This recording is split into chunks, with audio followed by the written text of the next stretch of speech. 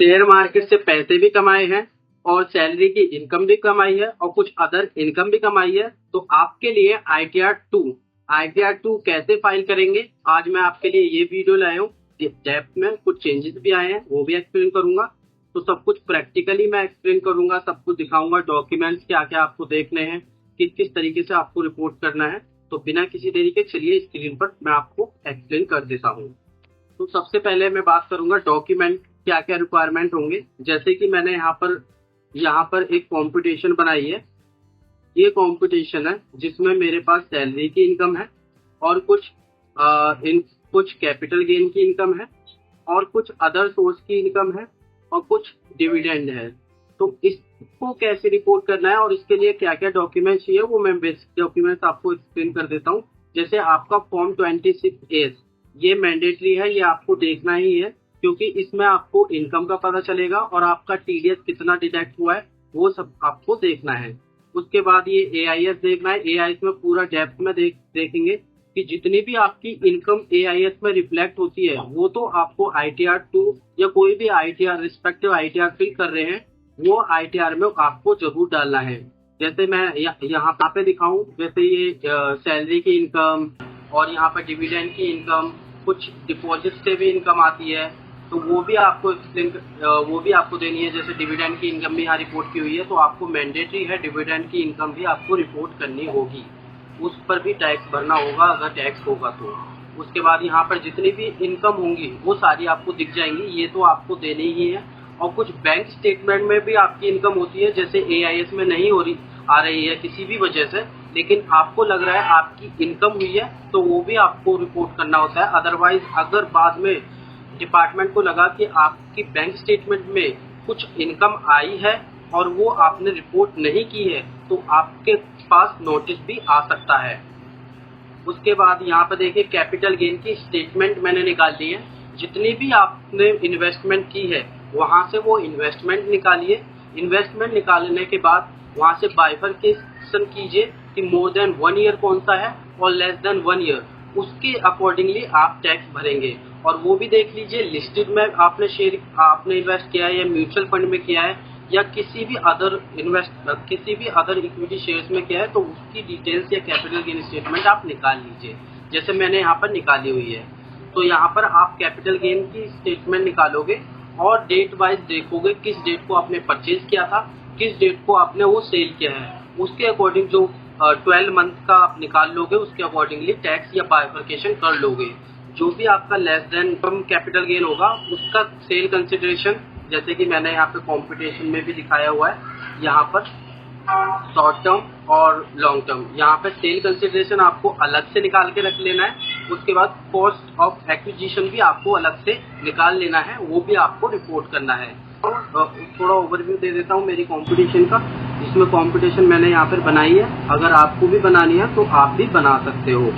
सबसे पहले आप कंपटीशन ही बनाइए, जैसे जैसे मैंने यहाँ पे बनाया है उसके अकॉर्डिंगली आप बना लीजिए कि सैलरी की इनकम निकाल लीजिए। उसमें जो भी आपका फॉर्म 16 ने जो भी दिया होगा रिस्पेक्टिव सैलरी, ये मेरी सैलरी की है, आपके एम्प्लॉय ने जो दिया होगा वो यहाँ से डाल लीजिए। उसके बाद यहाँ पर जो अदर सोर्स की इनकम है AIS से वो 1 to 1 आप निकाल लीजिए, वो यहाँ पर आप रिपोर्ट कर लीजिए। अगर आपकी कैपिटल गेन स्टेटमेंट में आ रहा है तो वो भी आप यहाँ पर डाल दीजिए। उसके बाद जो भी डिविडेंड या अदर सेविंग अकाउंट से आ रहा है तो वहाँ भी आप, अगर आपने सिंगल रुपये भी किया है, आप डाल दीजिए सेफ साइड के लिए। उसके बाद कोई भी डिविडेंड आया है या इंश्योरेंस प्रीमियम से आया है, मेरे केस में अभी है नहीं, लेकिन इनकम टैक्स रिफंड से इंटरेस्ट भी मिला है, वो भी आपको डालना है, वो भी आपको टैक्सेबल करना है। उसके बाद जो भी आप रिस्पेक्टिव रेट होगा उसके अकॉर्डिंग आप कंपटीशन प्रिपेयर कर लीजिए, क्योंकि हम जब भी फाइल करेंगे हम अपनी कंपटीशन से मैप करेंगे कि वो मैप एक्चुअल में हो रहा है या नहीं हो रहा है, हम सही कर रहे हैं या नहीं कर रहे हैं, तो वो आप करके रहिएगा रेडी। तो अब चलिए पोर्टल पर चलते हैं। तो मैं पोर्टल पे आ चुका हूँ। सिंपली आप क्या करोगे, यहाँ पर जो भी असेसमेंट ईयर है वो सिलेक्ट करोगे। ऑनलाइन है तो ऑनलाइन प्रिपेयर करेंगे, यहाँ पर मैं ऑनलाइन प्रिपेयर करके दिखा रहा हूँ। एंड देन कंटिन्यू पर क्लिक करेंगे। अभी जैसे कि मैंने यहाँ पर पहले से ही फिल करके रखा है, जिससे कि ये वीडियो लंबा ना हो और लेंथी ना हो, तो इसीलिए मैंने पहले से ही फिल कर दिया है। सिंपली मैं अब आपको 1 by 1 एक्सप्लेन करूँगा। तो सिंपली आप रिज्यूम फाइलिंग पर क्लिक करेंगे। अगर आपको जाना है तो वहाँ नीचे वाले बटन पर स्टार्ट फाइलिंग पर क्लिक करेंगे। उसके बाद जो भी आपके रिस्पेक्टिव हेड यहाँ पर हैं, उस रिस्पेक्टिव हेड को आप यहाँ से सिलेक्ट करेंगे। अगर ये मैंडेटरी है, ये आपकी सैलरी है तो सैलरी ले लीजिए, अगर हाउस प्रॉपर्टी है हाउस प्रॉपर्टी। अगर आप सिर्फ कैपिटल गेन की इनकम कमाते हैं तो ओनली आपको ये शेड्यूल कैपिटल गेन, अगर आप 112A की इनकम कमाते हो तो आप यहाँ पर सिलेक्ट कीजिए। अदरवाइज जो आपको लगता है वो सिलेक्ट कर लीजिए, एग्जाम्प्ट इनकम हो तो वो भी सिलेक्ट कर लीजिए। एंड देन यहाँ पर डिडक्शन, अगर आपको जो भी डिडक्शन लेनी है उसके पर्सपेक्टिव आप डिडक्शन ले लीजिएगा। देन आप यहाँ पर टैक्स वाला ये एज इट इज रहेगा एंड देन आप कंटिन्यू पर क्लिक करेंगे। यहाँ पर कुछ क्वेश्चन पूछेगा, अगर आपको क्वेश्चन नहीं देना है देन आपको सिंपली स्किप क्वेश्चन पर क्लिक कर देना है एंड देन ओके करेंगे। अब यहाँ पर सबसे पहले यहाँ पर जाएंगे part a general information. Part a general information में आएंगे तो पर्सनल इंफॉर्मेशन में आपको सिर्फ जो एड्रेस है, कॉरस्पॉन्डेंस एड्रेस, आपको बस वो फिल करना है। जैसे आपका करंट एड्रेस और आपका जो भी कॉरस्पॉन्डेंस एड्रेस होगा वो डाल दीजिए। अगर आपको सेम रखना है सिंपली सेव पर क्लिक करके आप आगे बढ़ जाएंगे। यहाँ पर कुछ कॉन्टैक्ट डिटेल्स होंगी वो डाल देंगे। फाइलिंग स्टेटस में अभी यहाँ पर सेक्शन 139 जो ओरिजिनल रिटर्न फाइल करते हैं वो इसी सेक्शन में करते हैं, तो आप इसी सेक्शन को सिलेक्ट करके रहिएगा। देन यहाँ पर आपसे पूछेगा अगर आप ओल्ड रिज्यूम ऑप्ट करना चाहते हो तो यहाँ पर ओल्ड यस यहाँ पर क्लिक करेंगे। अगर आप नो में रहना चाहते हो मतलब न्यू रिज्यूम में रहना चाहते हो तो देन आप नो पे क्लिक करोगे। उसके अकॉर्डिंगली आपको डिडक्शन या ओल्ड रिज्यूम जो भी होगा आप उसके अकॉर्डिंग आप देख सकते हो। देन यहाँ पर आपसे रेजिडेंशियल स्टेटस पूछेगा, जैसे यहाँ पर आपका रेजिडेंट पूछ रहा है कि आप रेजिडेंट हो। उसके बाद यहाँ पर कुछ ऑप्शन पूछेगा। अगर आप इंडिया में रहते हो, इंडिया से बाहर ही नहीं जाते, देन आपको कुछ दिमाग नहीं लगाना है, आपको यहाँ पर सिलेक्ट कर देना है। ये 60 डेज और 365 डेज वाली अलग कंडीशन हुई है, जिससे कि कोई पर्सन बाहर जाता रहता है वो 65 डेज के लिए बस इंडिया में आया है या लास्ट प्रीवियस 4 ईयर्स में 365 डेज रहा है तो उसका रेजिडेंशियल इंडिया माना जाता है। उसके बाद यहाँ कुछ सिटीजन के लिए दिया हुआ है, जैसे कोई एम्प्लॉयमेंट के लिए बाहर जाता है तो उसके लिए टैक्सेबिलिटी अलग होती है, देन उसको वहाँ पर सिलेक्ट कर लेना है। आप सिर्फ मोर देन 180 डेज वाला है यही सिलेक्ट करके आगे बढ़ेंगे। उसके बाद ये do you want claim benefit under section 115H, ये रेजिडेंट के लिए है। जैसे बाहर कोई रह रहा था, उसकी कोई फॉरेन इन्वेस्टमेंट थी या कुछ भी था, अगर उसका बेनिफिट लेना चाहते हो तो यहाँ आप क्लिक करके ले सकते हैं, लेकिन आपके लिए नहीं है। आप सिंपली आगे बढ़ेंगे और ये यहाँ पर नो जिस तरीके से मैंने किया हुआ है वो कर देंगे। देन आप कंफर्म पर क्लिक करेंगे। अब हम शेड्यूल पर जाएंगे सैलरी वाला। अब सैलरी वाले में मैंने एक्सप्लेन किया था, आपके पास जो फॉर्म 16A होगा आप सैलरी का पार्ट वहाँ से डालेंगे।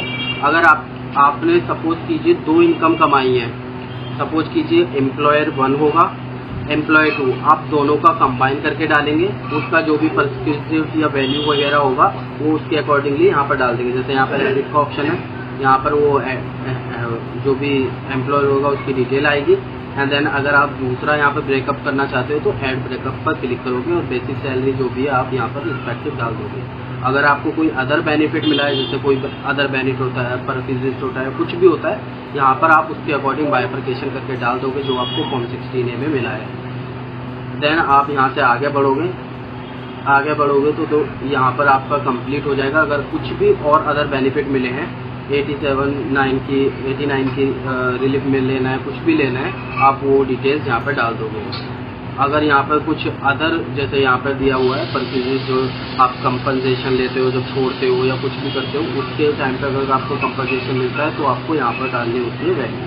देन आप यहाँ पर सेव पर क्लिक करोगे और देन आपको यहाँ पर और भी कुछ डिटेल्स डालनी होगी तो वो आप देख लीजिएगा। अभी यहाँ पर डिडक्शन का है, स्टैंडर्ड डिडक्शन आपको ओल्ड रिजिम में मैं भर रहा हूँ तो ओल्ड रिजिम में यहाँ पर 50,000 की डिडक्शन मिलेगी। अगर आप न्यू रिजिम में हो तो आप अगर ओल्ड रिजिम में हो तो आपको इस तरीके से फिल करनी है। अगर आप न्यू रिजिम में हो तो आपको डिडक्शन का पार्ट जो अभी मैं आगे बताऊंगा वो आपको छोड़ देना, बाकी सब डिटेल्स सेव होंगी। देन यहाँ पर कंफर्म पर क्लिक कर देंगे। कंफर्म पर क्लिक करेंगे तो यहाँ पर देखिए हाउस प्रॉपर्टी अगर आपकी होगी तो हाउस प्रॉपर्टी डाल दीजिए। मेरे केस में कुछ नहीं है तो यहाँ पर मैं कुछ नहीं डाल रहा हूँ। देन अब यहाँ पर मेन इंपॉर्टेंट होगा कैपिटल गेन का। तो यहाँ पर मेरा क्या है, शॉर्ट टर्म कैपिटल गेन है जो कि मैंने कमाया है, जो कि मेरा 11(1)(a) में होगा, क्योंकि मेरा लिस्टेड शेयर थे जो कि 11(a) में टैक्सेबल होगा। जैसे कि मैंने यहाँ पे ये वर्किंग बना रखी है। शॉर्ट टर्म वाला मैंने देखा, देखिए सेल कंसिडरेशन 118 वाला, ये वैल्यूज मैंने यहाँ पे डाल दी है 118, और cost of acquisition without indexation आप यहाँ पे डाल दीजिए, आपका टैक्स निकल के आ जाएगा। देन अगर आपके पास और भी है उसके पर्सपेक्टिव डाल दीजिए। मेरा शॉर्ट टर्म में यही है। अब मेरा लॉन्ग टर्म है, लॉन्ग टर्म के लिए देखिए मैं यहाँ पर डालूंगा। लॉन्ग टर्म के लिए मेरे दूसरा जो कैपिटल गेन है ये शेड्यूल 112A, यहाँ पर मैंने ये डिटेल्स डाल दी है। अगर आपके पास है तो आप भी डाल दीजिए। जैसे यहाँ पे sale of equity share in company और यूनिट ओरिएंटेड फंड और funds which is paid STT, जो STT पेड करते हैं वो वाले। देन आप यहाँ पर कंफर्म पर क्लिक कर देंगे। कंफर्म पर क्लिक करोगे, यहाँ पर कैपिटल गेन की जो भी दोनों आपने डाली होंगी यहाँ पर आ जाएंगे। अब यहाँ पर मैं एक्सपांड करूँगा तो एक्सपांड में देखोगे तो यहाँ पर वो वैल्यूज भी आ जाएगी। जैसे यहाँ पर देखिए ऑटो पुश कर लिया, यहाँ पे आ गया। अब सिंपली आपको क्या करना है, यहाँ पर नीचे टेबल आएगी। नीचे टेबल आपको यहाँ पर क्वार्टरली आपको डालनी है कि किस क्वार्टर में आपने वो गेन कमाया है, तो आप रिस्पेक्टिव डेट से भी देख सकते हो और AIS में भी आता है, AIS से भी देख सकते हो। अब नेक्स्ट शेड्यूल पर चलेंगे हम, अदर सोर्स की इनकम।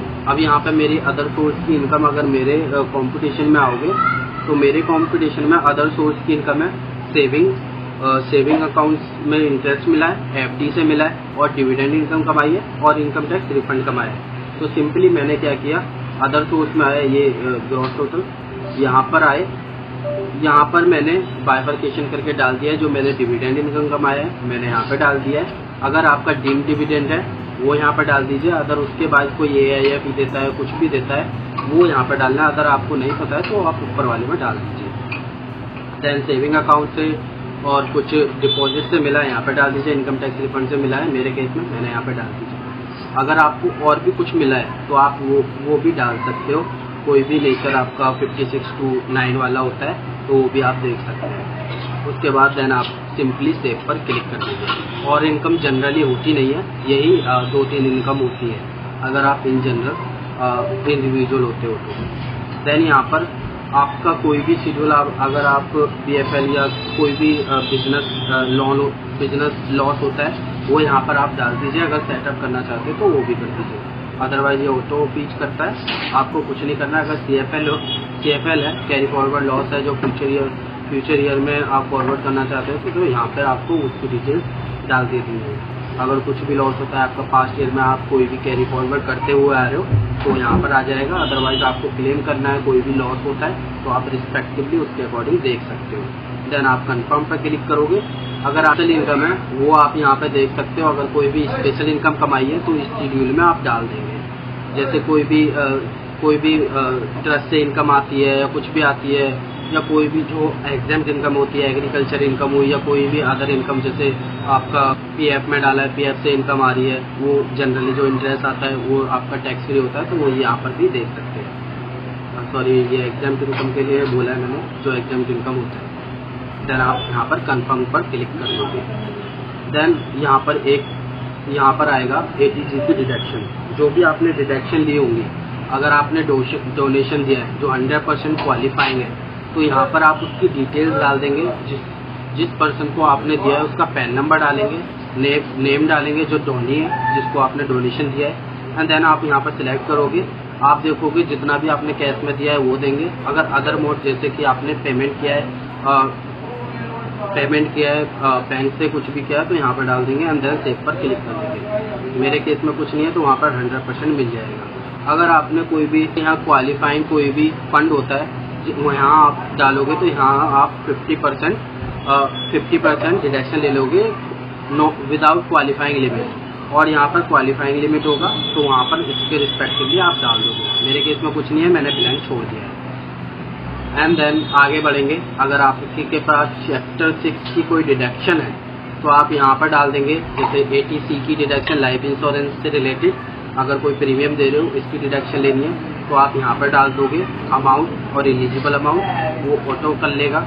उसके बाद कोई भी पेमेंट किया है पेंशन फंड में वो आपको यहाँ मिल जाएगा। कॉन्ट्रीब्यूशन पेंशन जो सेंट्रल गवर्नमेंट एम्प्लॉय होते हैं उनके लिए है, ये सेंट्रल गवर्नमेंट के लिए, ये भी सेंट्रल गवर्नमेंट के लिए।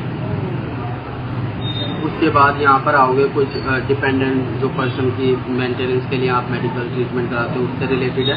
और कोई भी हायर एजुकेशन के लिए आप लोन लेते हो, उस पर कोई इंटरेस्ट पे करते हो तो उसकी यहाँ पर डिडक्शन ले सकते हो। अगर कोई रेजिडेंशियल हाउस के लिए आपने इंटरेस्ट पे किया है, ये यहाँ पर डाल सकते हो।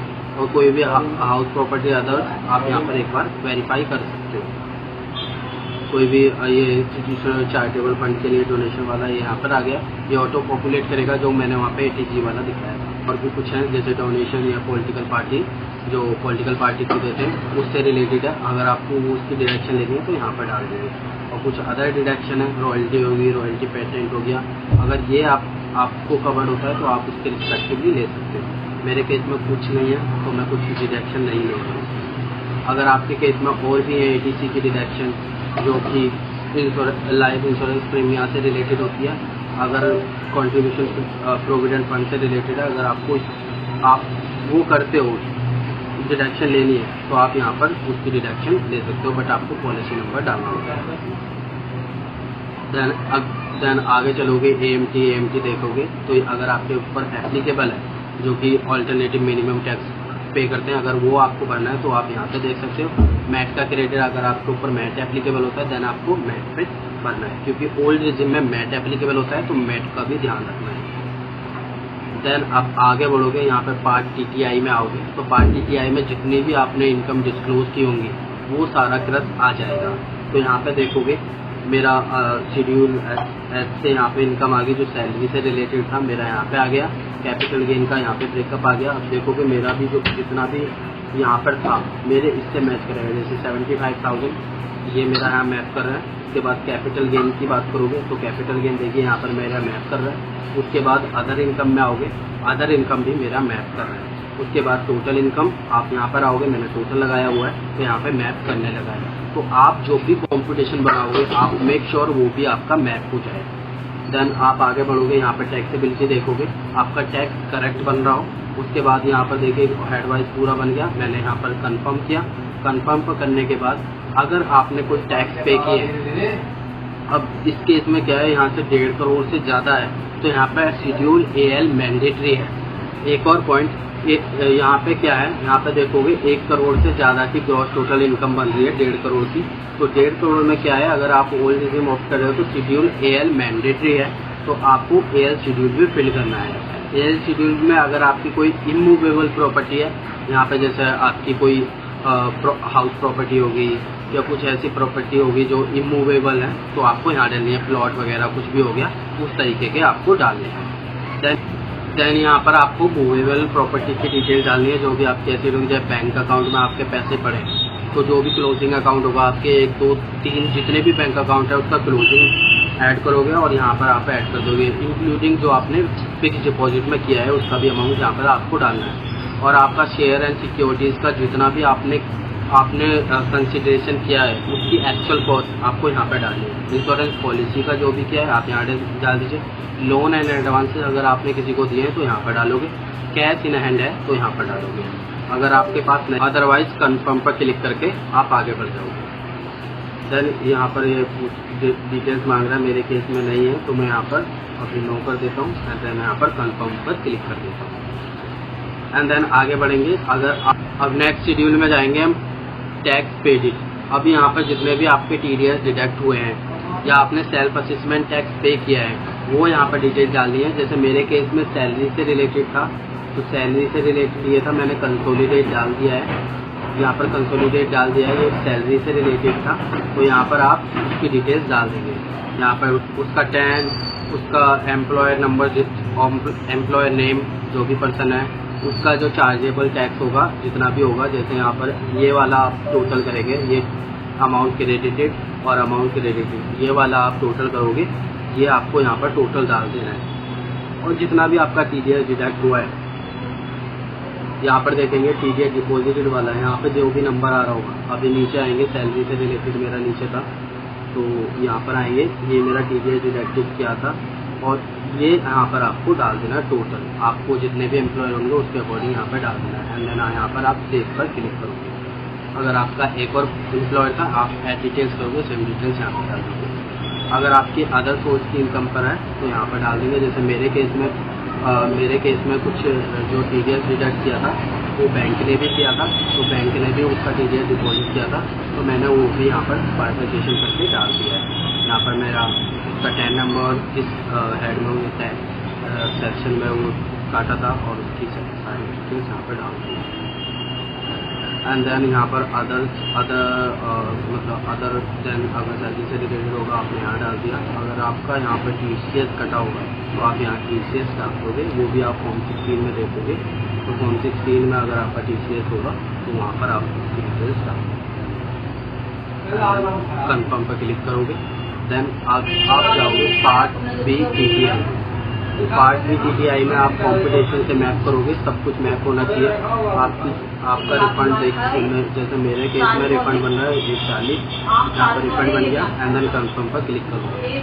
देन आप प्रोसीड टू वेरीफाई पे क्लिक करो, प्रोसीड टू वेरीफाई पे क्लिक करेंगे। एंड देन यहाँ पर क्लिक करोगे। And then proceed to validation पे क्लिक करोगे। अब देखिए यहाँ पर वैलिडेशन हो गया। अगर आपको JSON डाउनलोड करना है यहाँ पर JSON डाउनलोड कर लीजिए। अदरवाइज आपको प्रीव्यू पे जाना है, प्रीव्यू पे क्लिक करके आप उसके फॉर्म से डाल सकते हो। अदरवाइज यहाँ पर प्रीव्यू पर करोगे, आगे वेरीफाई करोगे, आपका फॉर्म फिल हो जाएगा। Thank you for watching.